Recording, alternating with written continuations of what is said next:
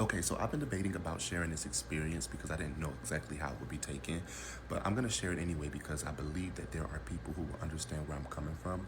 Now, there are going to be people who are going to come up here and disagree and want to argue. I'm going to stop you right there. Your beliefs is your beliefs, mine are mine, and an argument about it is not going to do anything but get you blocked or me reported. So, anyways, so I want to say maybe roughly about a month ago, I was sitting doing my own little spiritual thing and I began to feel the presence of Jesus. How did you know? I don't. It was just a clear knowing. I just had that sense that Jesus was around me. He shared a few different messages with me about my life, my journey, and how he's going to support me. And then I began to ask him questions about the Bible because I was just like, I can't pass up on this opportunity. So I asked him specifically about the story about Adam and Eve. Was it real? How did it go? Like what's tea? So he told me that God did not create Adam and Eve. Adam and Eve already existed.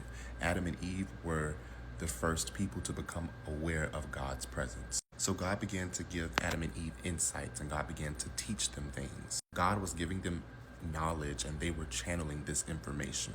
Now, this is where things start flipping the script. Adam and Eve started to not agree with some of the insights that they were receiving from God. They began to form their own opinions and their own beliefs. And this is what caused their connection with God to weaken because they moved further away from relying on God's insights and teachings and following more about what they thought was right and wrong. Do you have a moment to dissect this really quickly?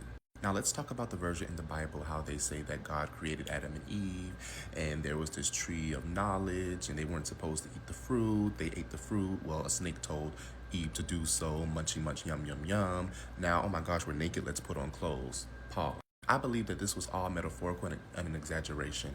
I don't think that the devil had anything to do with it. Based upon what Jesus was telling me, humans, we just start to operate and do what we want to do, how we want to do it, and not listening to what God or spirit is telling us. The human mind itself is already enough poison, like literally, by all of our temptations and chasing after materialistic things and our greed.